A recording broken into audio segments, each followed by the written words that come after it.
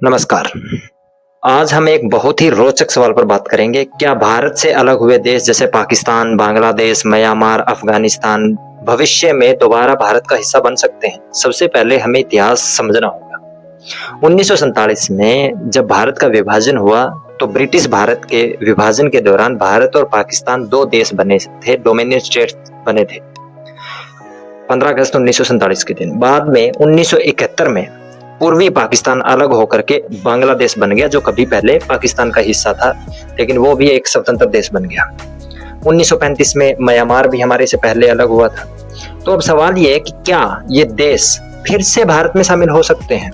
सैद्धांतिक रूप से, यानी कि सिद्धांत के तौर पर किसी भी दो स्वतंत्र देश, कोई भी दो स्वतंत्र देश आपसी सहमति से एक हो तो सकते हैं, लेकिन व्यवहारिक रूप से ये बहुत ही कठिन है।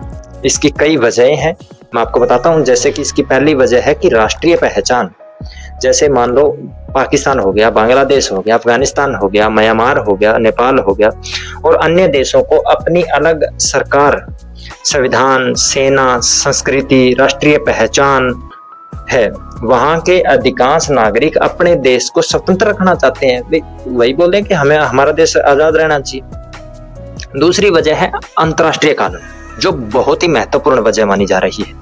किसी भी देश का दूसरे देश में शामिल होना केवल दोनों देशों की सरकारों और जनता की सहमति से ही संभव है।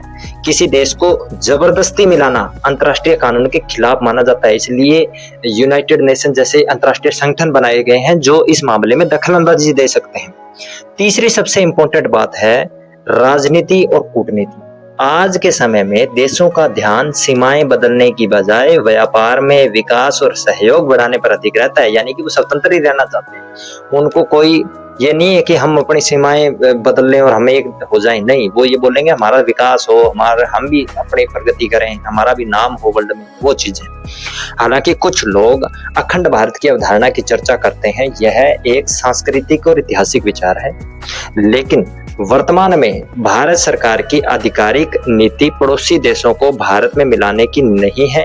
भारत का ध्यान अच्छे संबंधों और क्षेत्रीय सहयोग पर है। फिलहाल की अगर हम आज की स्ट्रक्चर को देखें, या कोई भी सरकार हो चाहे केंद्र सरकार में, उसका यही होगा, वो ये बिल्कुल नहीं चाहेगी कि दूसरा देश हमारे अंदर सम्मिलित हो जाए, बल्कि वो तो यही चाहेंगे कि हमारे जो दूसरे हमारे पड़ोसी देशों के साथ हमारे संबंध अच्छे होने चाहिए, ताकि हम विश्व के अंदर एक अलग ही अपना अनूठा उदाहरण पेश कर सकें। तो इसका निष्कर्ष क्या है? वर्तमान परिस्थितियों में पाकिस्तान, बांग्लादेश और अन्य जितने भी देश, अफगानिस्तान जैसे जो देशों को दोबारा भारत में शामिल होना बहुत ही कम संभावना वाली बात है। यह तभी संभव हो सकता है जब संबंधित देशों की जनता या वहाँ की सरकार, वहाँ के लोग, वहाँ के सभी जितने भी पूरा मतलब देश की पूरी संपूर्ण जो मानव जाति है स्वयं ऐसा चाहे, जो फिलहाल दिखाई नहीं दे रहा। ऐसा संभव नहीं हो सकता। आप ही खुद सोचिए कि ऐसा कैसे संभव होगा।